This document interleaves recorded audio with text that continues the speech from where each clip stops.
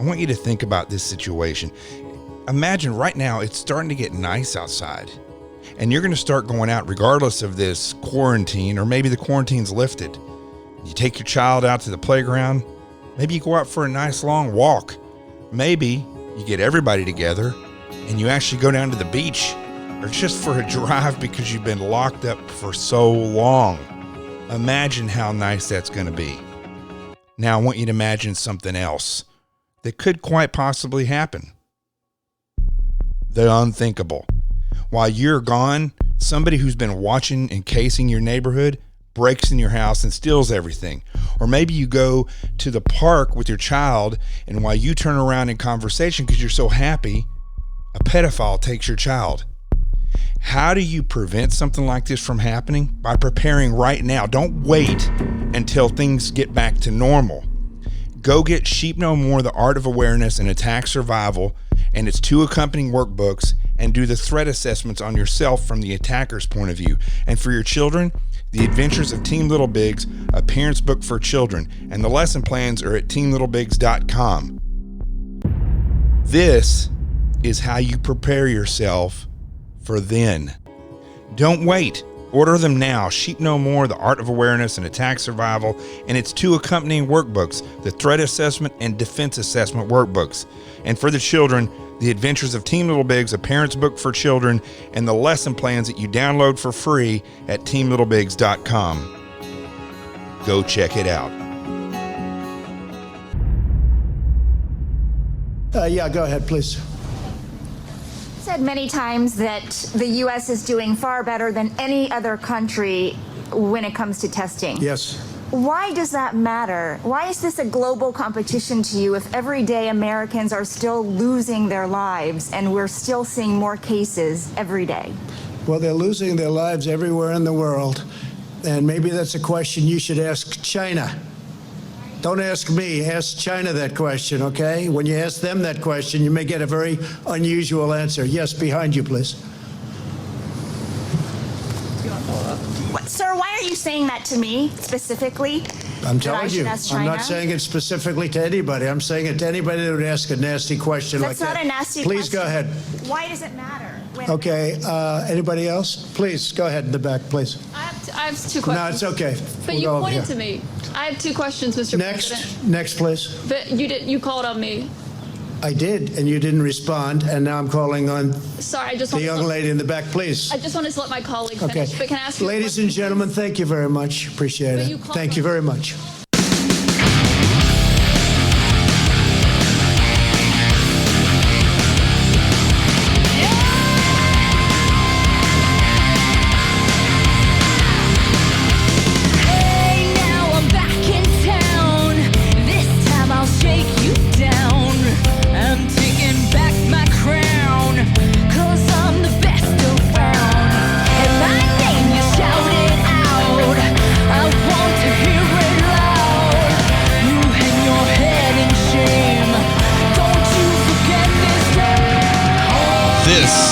Is the Experts, and this is Jonathan Gilliam in for episode number 30. Check it out.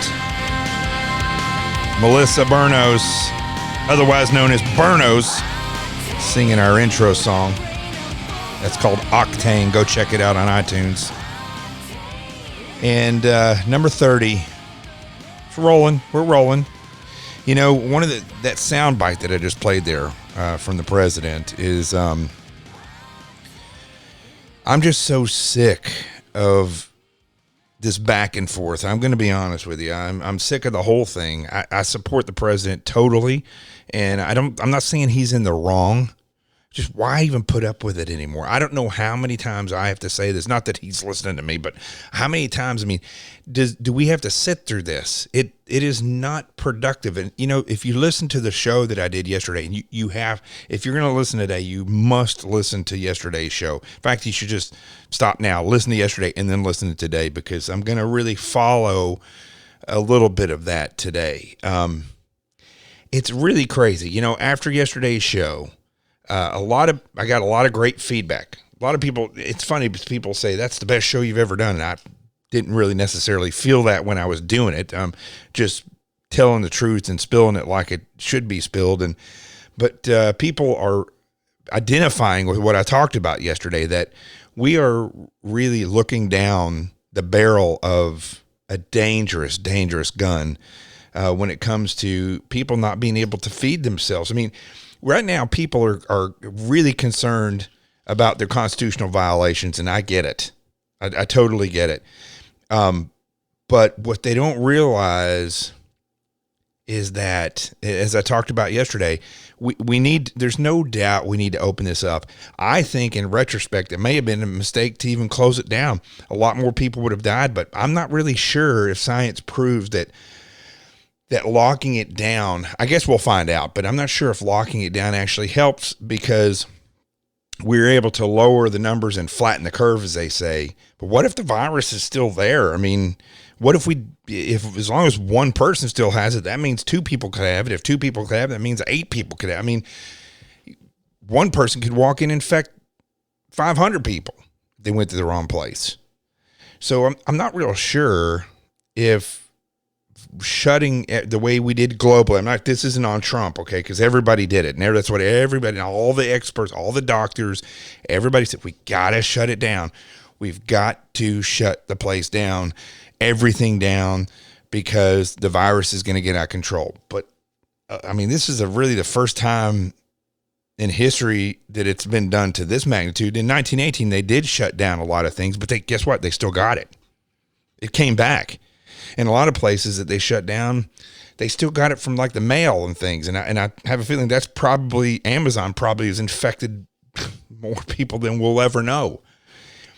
But I don't know. I still don't know if people realize what we're looking at, that we could open up, the virus it hasn't even, I can say, resurged. It hasn't really gone away. I mean, it's decimating the Indian population.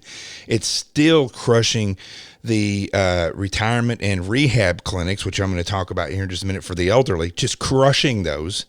And that's for a number of reasons. One, because they're ran by criminals, basically. I really do believe that the retirement, I don't want to use elderly home, but elderly people go there to rehab, or because some of them are live-ins, and it's I think it's a criminal racket across the country.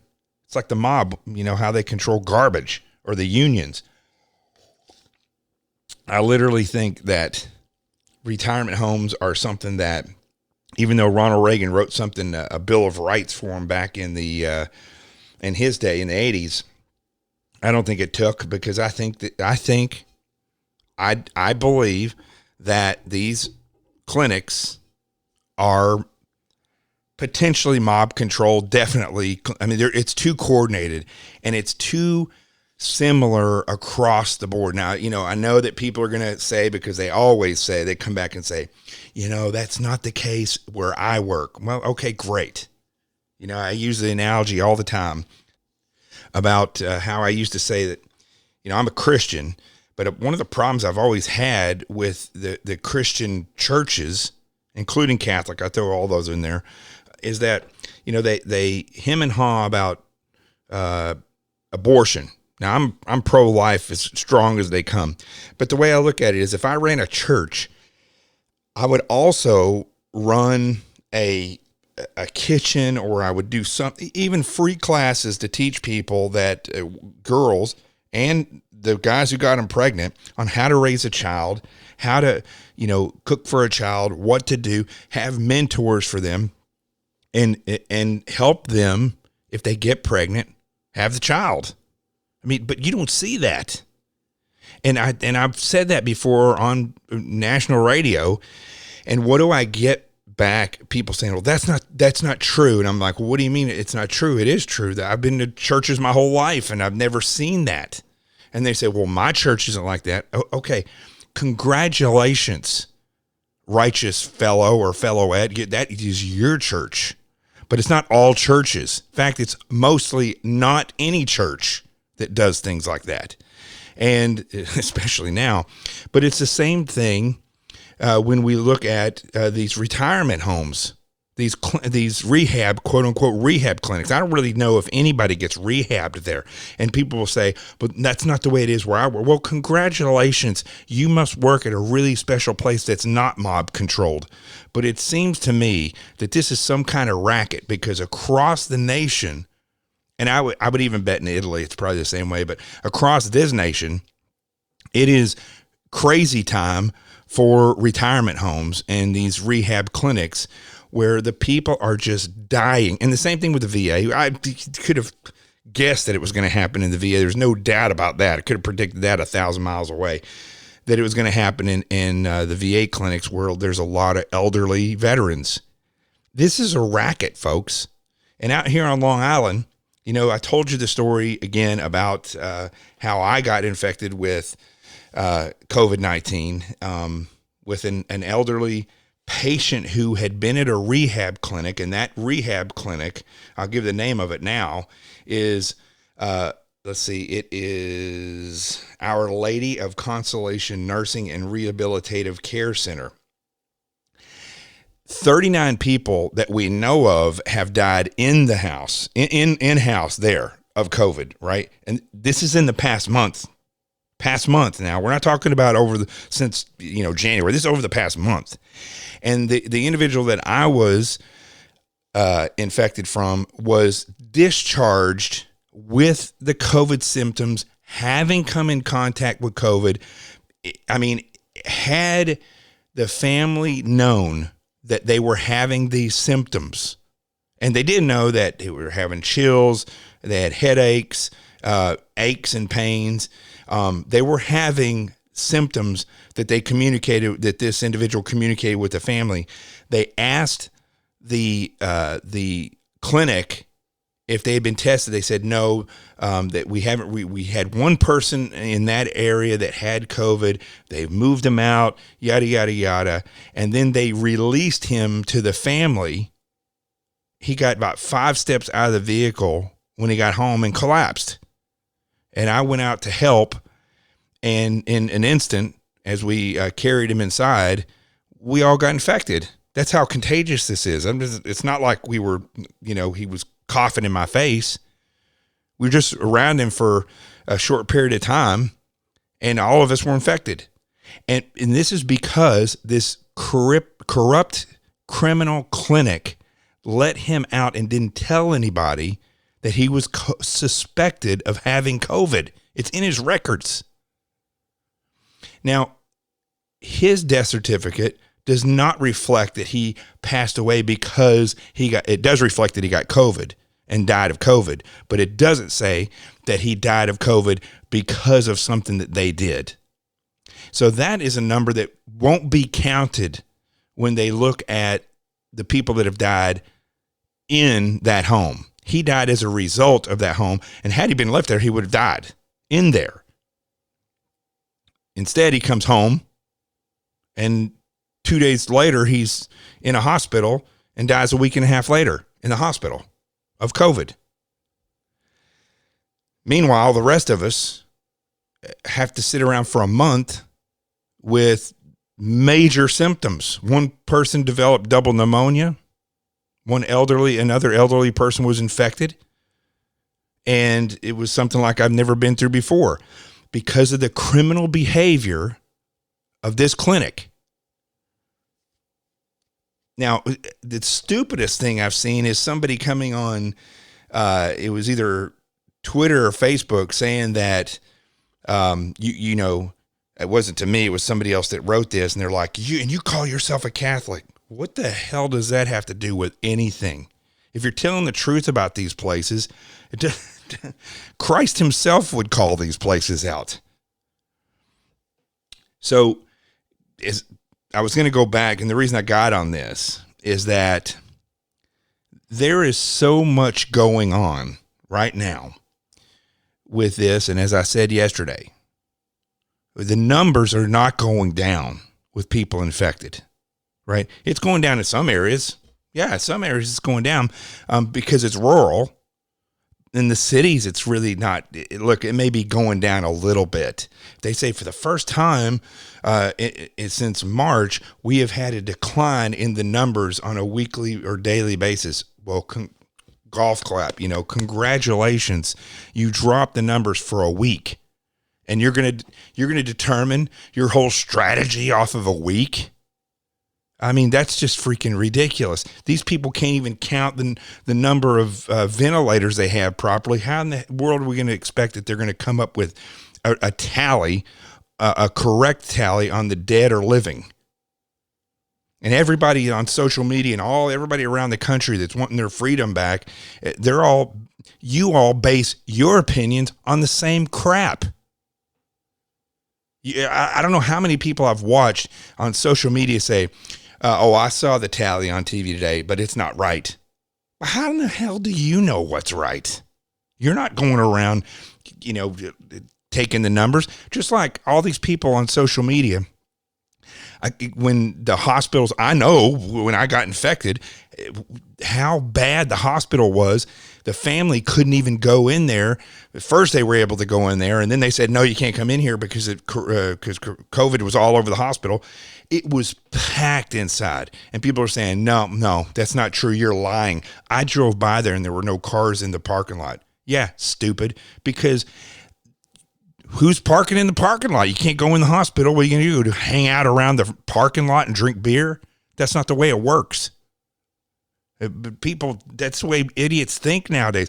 Everybody, listen, it's like mass idiocracy. And that soundbite that I played in the beginning, I am sick of these press conferences. They don't do anything. Tonight I was having a conversation about how it's a waste. You look at all these governors having these press conferences. What they should be doing, and Cuomo is the worst. By the way, the reason why all those elderly people, a lot of them were in those homes, is because he just turned it around and act like, we can't do that. A week ago, it was mandated, not even a week ago, 3 days ago, it was mandated by Cuomo that if an elderly person had COVID, they had to go to one of those clinics. They couldn't go on the Mercy or go to the Javits Center and be taken care of. They had to go there. They couldn't go to the hospital because he's trying to free up the hospitals.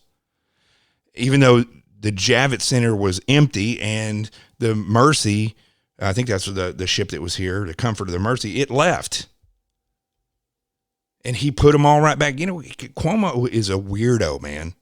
He is a weirdo. And while they're all having these press conferences that do nothing for anybody, it's not like they give out any incredible information or tasking for the American people. While they're doing that, they could be and should be sitting in a room every day saying, if the first day they should sit back and say, damn, we messed this up big time. The second day, they should all take a deep breath and start trying to plan this out, and not just plan it, but also instruct the American people that this is how we're going to do this. Now, we're going to try to open up certain places, right? And we're going to try to open up certain businesses so that you can go back to work. But this is what we're going to recommend.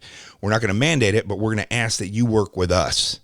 Now, as you go back to your life, if it starts to uptick in your area, we're going to ask that you stay home for a week or two to see if we can get it to flatten back out. And we're going to play with it like that. I mean, listen, I'm just wordsmithing. I'm just going off the top of my head because I'm an operator the way I would think and how I would do it. I would do that with my team, and then I would go out and then I would have a press conference and I would say, this is what our outlook is. This is what we're going to do. I want you to check in every day. We're going to have these press conferences when they're needed so that we can disseminate this information to you and retask you as to what we think you should do so we can get these numbers down. That is how governors should be doing this. And the president should be sitting on teleconferences with these people saying, okay, this has worked over here, but it's not working over here. Or maybe you should try this and we will help monitor that. But that's not what anybody's doing. Instead, he's out there having these stupid arguments with it. Like what he said, he didn't even answer He didn't even answer the reporter's question. She's an idiot to begin with. He didn't even answer the simple question that she gave him. And then when he says you should ask China, I don't know what he was talking about asking China. She was talking about something totally different. But he was thinking in his brain that it had something to do that they should go ask China because China's responsible for this. And it just so happens that the reporter is Asian. And she's so stupid. She turns around and says, like, insinuating that he said that to her because he's a racist. And then, of course, you know, you're going to look at all the liberal social media, or social media, not social media, but all the liberal medias online. And they're going to say, oh, Trump said something about China to an Asian person, you know, stupid. It just doesn't do anybody any good. And then the president walked off. Why even start it? It doesn't do. And while here's the other thing that's absolutely hilarious about this. If you get the chance to watch the video of that, watch it, because once she took offense to what he said, she pulls her mask down. She pulls her mask down and starts questioning him so that she can show him that she's Asian. Okay, if you think he was racist because of what he said, what good does it do to show your face? If he's saying that to you because he's a racist, it means he already knows what you look like and who you are. But she did that for the cameras. She knew that was going to be on TV or on these different websites. So she said, why did you ask me that? And she pulls her mask down and shows her whole face, and she's Asian. We, the American people, don't have time for this crap. I'm telling you, I don't curse, folks, but I'm very close to it. This has pushed me to an edge where it's, I'm not saying curse words are great. And if you're listening and you're younger, you know, I don't suggest that you curse. One of my great mentors in life, Kirby Scott, he when he was teaching us stuff on the range, he'd always say, you know, when you go in and you're dealing, this is when I was in the FBI, and you're dealing with a bad guy, it's not necessary that you curse. You speak with authority. I think curse words help sometimes, but, you know, I agree with Kirby. But, man, I'll tell you what, it is hard not to say curse words when you're describing what is happening in these press conferences and the criminality in these clinics and just the overall stupidity of this. I mean, I want to just throw my hands up in the air. I can guarantee you, I could take 10 people, handpicked 10 people that I have worked with in the past, in the FBI, in law enforcement, as a contractor in the SEAL teams. I could handpick 10 people, let's say 20 people, okay? Handpick them, go get a couple of doctors, and we could sit down, and an immunologist or, you know, PhD researcher, and we could sit down and figure out tactically and strategically how to handle this whole thing. It could be done that easy. But it is just so full of nonsense in this day and age of what's going on and how people are dying. And is anybody even checking Amazon and the post office to see? I mean, I know they've reported that they've had a lot of people that have been sick. But is anybody swabbing the boxes in the mail that you get on a daily basis? Is that even being done? What about the inside of the trucks?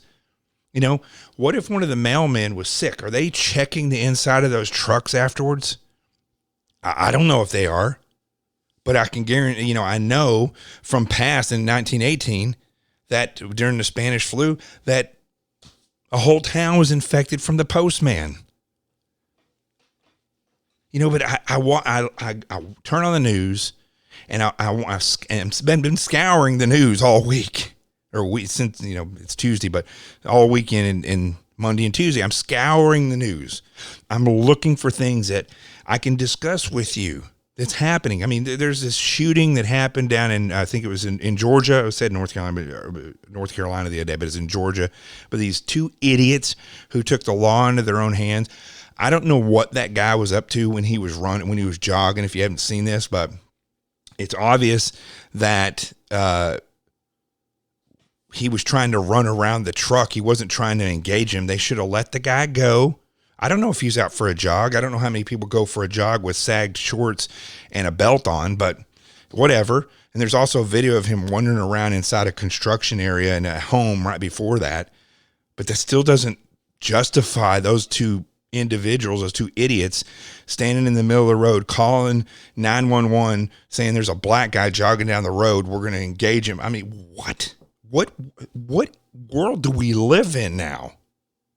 Is this like freaking the 1600s again? And one of these guys was a U.S. attorney, I believe, and his son. Now, let me ask you something, criminal or not, you're jogging down the road and somebody points a shotgun at you, you're either going to run really fast or you're going to go for it and you're going to fight them. I don't care if you're criminal, if you're innocent. And the fact is, if they thought something was up, they should have called the cops and left it alone. Set up a camera. Don't go, this isn't the Wild West. You don't go pull out a shotgun. And for all you idiots out there that think that's just the South, that is not the South. I grew up in the South. I don't know anybody who would do something that stupid. That's like they're, I don't know, inbred, those two idiots. Of course, it is he was a U.S. attorney, so that kind of, spells things out there. But the reason I'm bringing that up is because the world, the country just seems like and I know it sounds like it's all the United States. I can guarantee it's all the way around the world. Well, I know it is, especially when it comes to fixing this problem. So whether it's these clinics where people are dying, nothing is being done about these clinics. Okay, the clinic says, in a statement after I went to the protest for this on Sunday, and they came out in a statement saying, that we take care of all our patients and yada. There were people out there this one woman in particular, who her mother went in for shoulder rehab surgery, got COVID and died, and they didn't even she didn't even know. And another woman, when she called up there to get her mother's stuff after she found out she passed away, they said, that must be housekeeping. We're gonna transfer you over there. Not even like, we're very sorry. Nothing is being done about this because they're too concerned with their press conferences and in the White House. I mean, as I talked about yesterday, I mean, if they keep going the way they're at, everybody's going to be infected with the virus there. It is every day I try to focus on other things like that story in Georgia, and I end up coming back to this. I sit and read the headlines and I'm like, I'm shocked. Does it even work on anybody that CNN, if you read through there, the word Trump is in there at least 100 times on the front page. That's all they talk about. It's all Trump all day. Meanwhile, you go to Fox News, and it's geared. I'll go over there. I mean, it's geared another direction where let's see what Fox's headlines are. All right. It's all about how bad the liberals are. Schumer gives Fauci advice prior to Senate hearing. I mean, Fauci needs to keep his mouth shut and stay. Fauci's a doctor. See, here's all these bad things that people say about Fauci. Fauci proves it himself. Why is Fauci going and briefing the Senate? Fauci, knock, knock.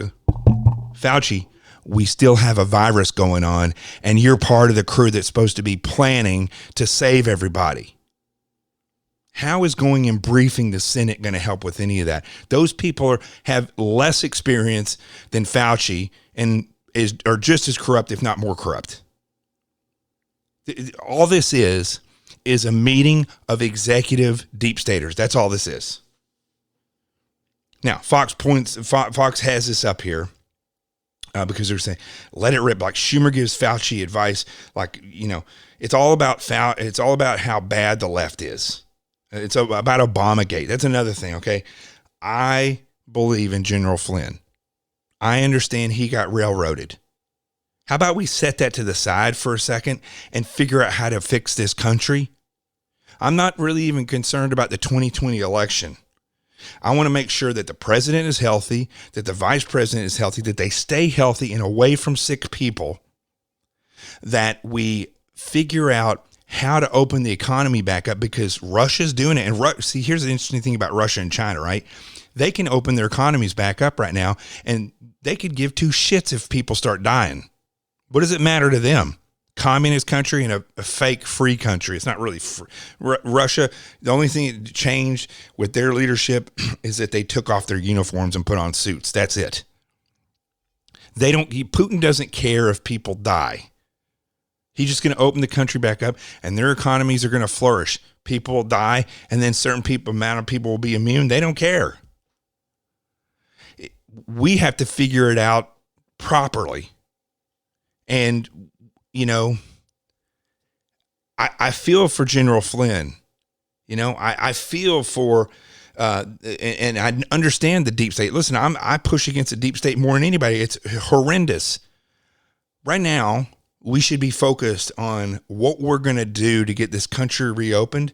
And then we go full-fledged into going after this deep state, which, again, folks, I hate to tell you, it's not going to happen. Nobody's really going to come out of this. It's just headlines for media. It's headlines for Fox. Just like Trump and anything he does is headlines for CNN. Nothing's going to happen. These people are not going to go to... Listen, I hope I'm wrong. But I know how these things work in Washington, D.C. Right now, we're looking at this is an election year. If heaven forbid, the president gets sick and Mike Pence gets sick, it's going to be really bad, especially if they died from this. Nancy Pelosi would be your president. Let's say that they convince states to have mail-in ballots. That's really bad news for us, honest people. That is what we should be concentrating on. Getting the country open, working to see where hot spots are so we can maneuver around it, and then getting ready for an election, because we're not going to fix all this stuff. Nobody's going to go to jail before November. It's not going to happen. And let me tell you something. You may be out there thinking, well, this president is the greatest thing since sliced bread. I believe he is. He's I think he's one of the greatest presidents we've ever had. But that does not mean he's going to get reelected. And I don't care how stupid Joe Biden is. It's not Joe Biden that's going to get elected. It's the Democrat Party that's going to get elected. And they still own Congress. Don't forget. We have very pressing things to do in this country. These ridiculous press conferences need to stop. The president needs to be isolated. Mike Pence needs to be isolated from him. They can teleconference all day. You want to be a hero, survive this, and help the country get back on track. Stop with the media. There's no need for these press conferences. The president could be doing this online. If you're going to tell people to wear a mask, wear a mask. Don't just keep telling us that you're getting tested every day. Look, this is tough love, okay? But it's ridiculous. And no, I mean, I'm no one. Nobody's going to listen to me, what I have to say. You're going to hear this podcast. You all may agree, you may disagree, but it's not like these people are going to hear me. And guess what? They're not going to hear you either. They just want you to vote in November, and then they're going to do their things because it makes their egos feel good. And the swamp is going to keep going.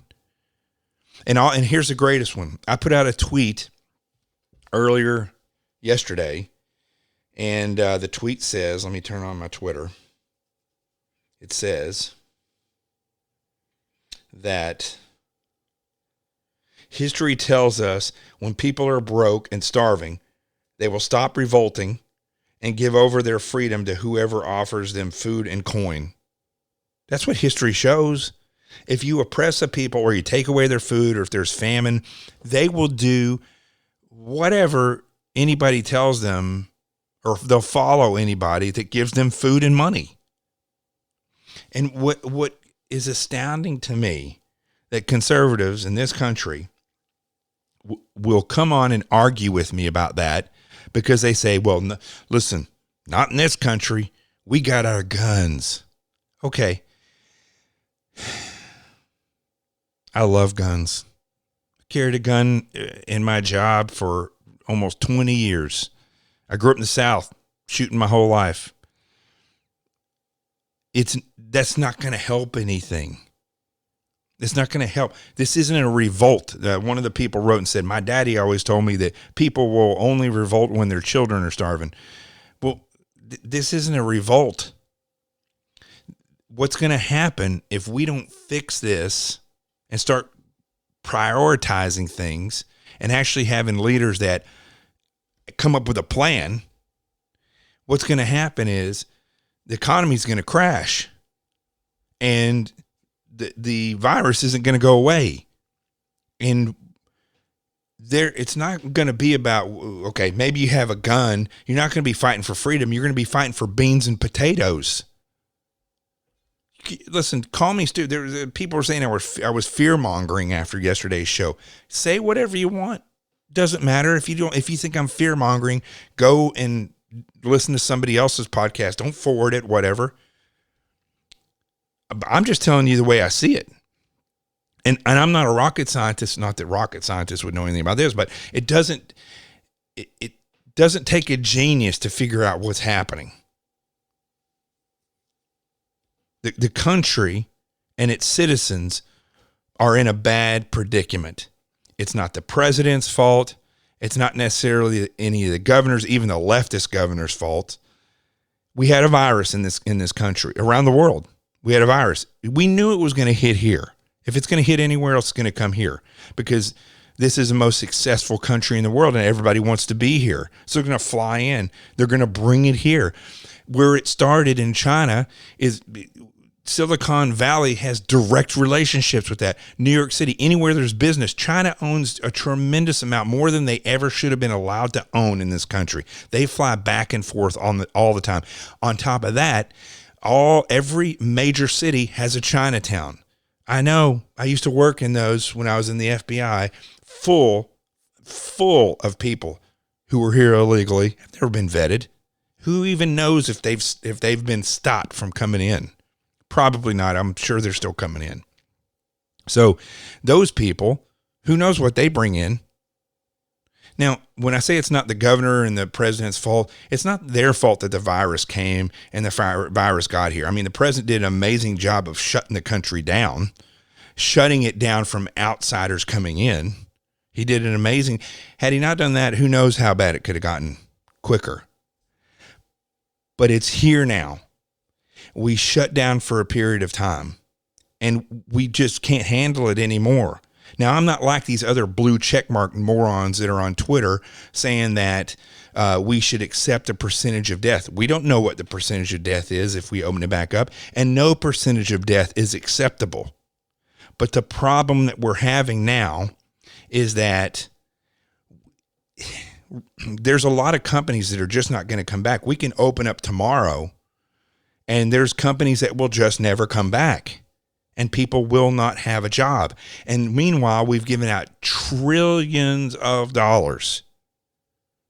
And our dollar could eventually be worth nothing if we keep printing money at this rate. I'm no economist. Okay, I'm not a doctor. I'm a tactician. And I look at things and I understand and I can see, because I have the ability, like a lot of people who have operated. That's what I was talking about yesterday. I don't know if I was clear on this. If you've been operational, I don't care if you're a doctor, fireman, cop, whatever, SEAL.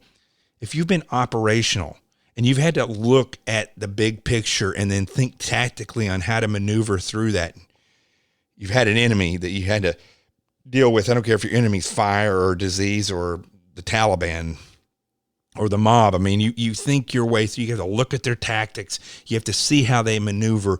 You have to try to forward think that and counter their operations. That's what threat assessments. That's how I wrote my book, Sheep Know More: The Art of Awareness and Attack Survival.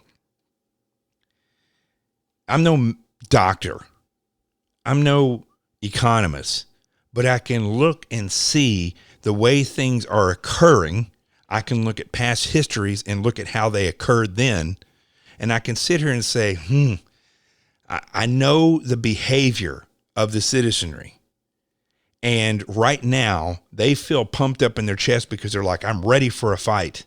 But trust me when I tell you this. I know because I've seen men when they are, listen, I know I talk a lot about SEAL training, and it's not like I was a SEAL for the longest time in the world, but the most important thing you ever do as a SEAL, and I'm sure the door kickers who had 16 deployments over there say, yeah, right, buds.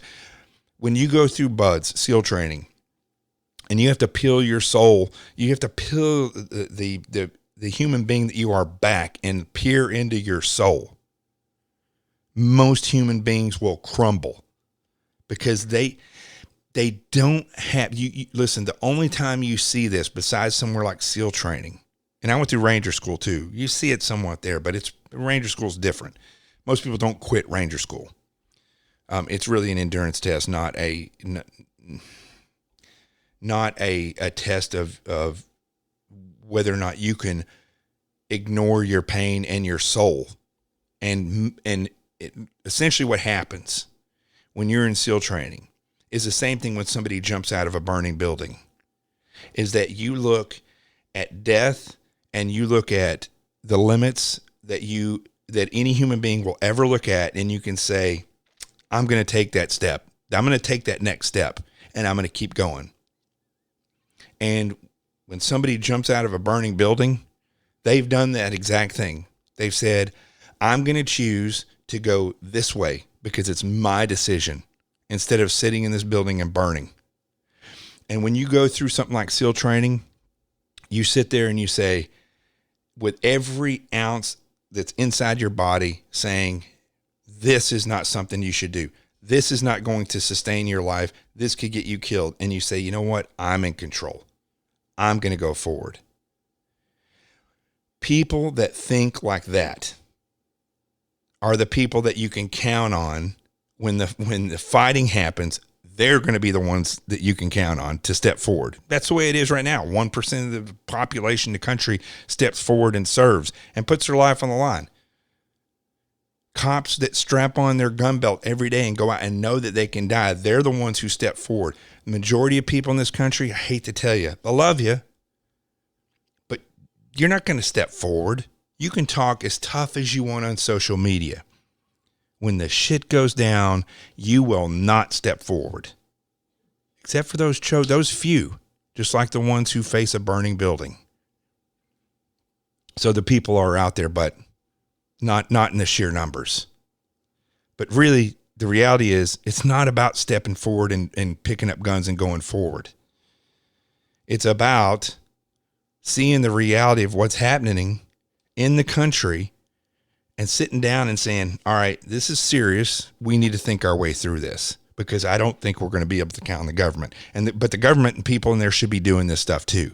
But instead, Dr. Fauci and the Senate are going to meet to discuss things. And then the news is going to talk about Trump all day, or the conservative news is going to talk about that all day. And they're not going to get to a solution.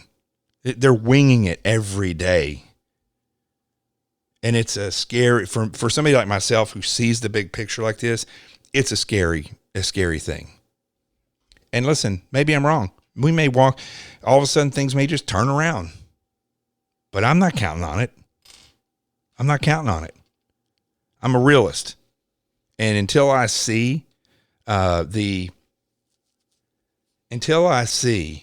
things opening up and unemployment numbers dropping and places maneuvering to try and outmaneuver the virus, until that happens, look, I can't say that it's going to be a good outcome. Not for, could be a decade before things get back to normal. But what we should be looking at immediately are these clinics, these retirement homes, these rehab clinics, and the hospitals.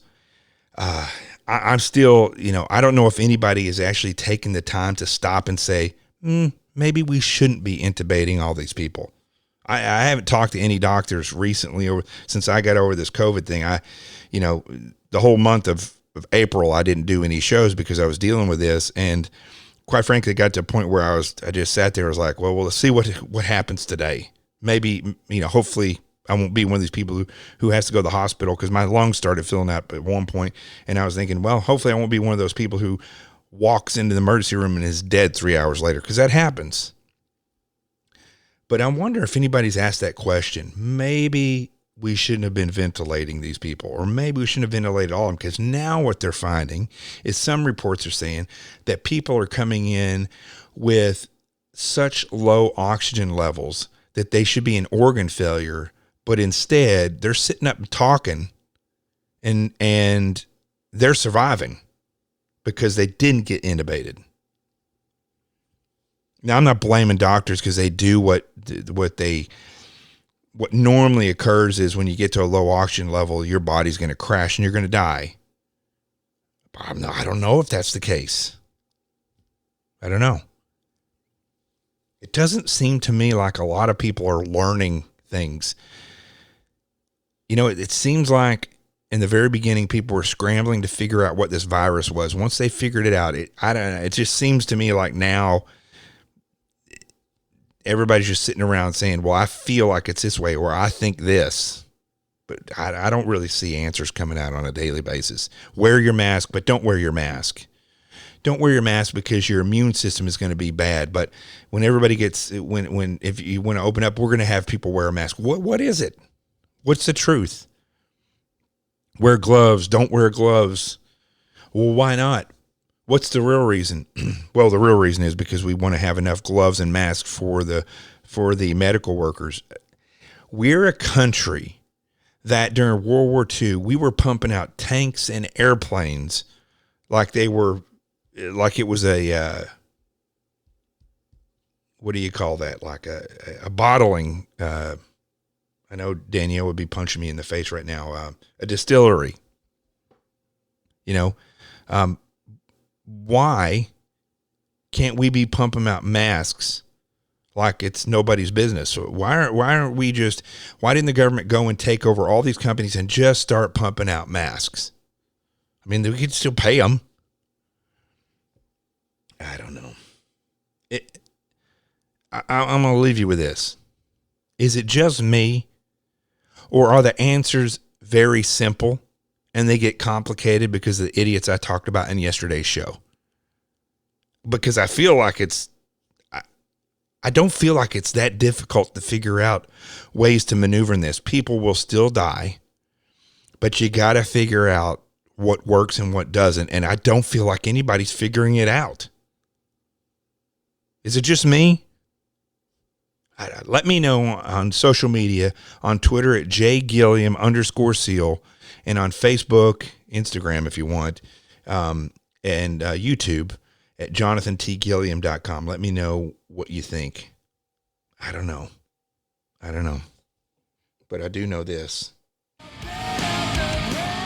That's enough.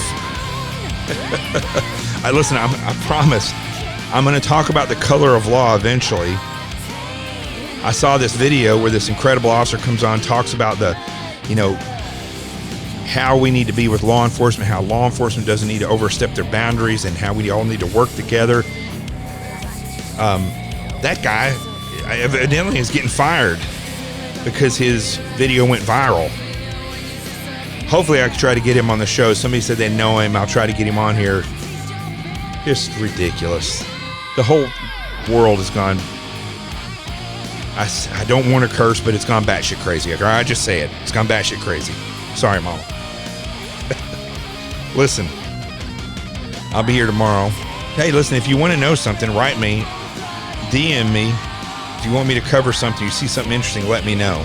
Don't post links to YouTube on my social media. I'm just deleting it all. I'm not interested in it anymore. You can direct message it, but I love you. This is Jonathan Gilliam. That is the truth. Peace, and we're out of here.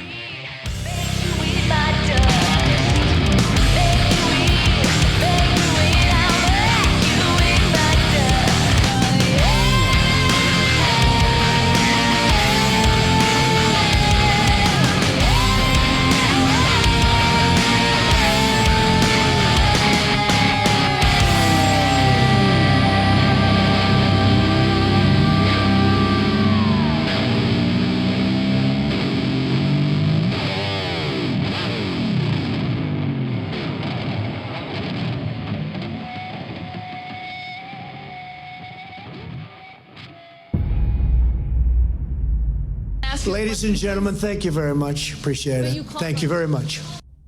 And we out of here.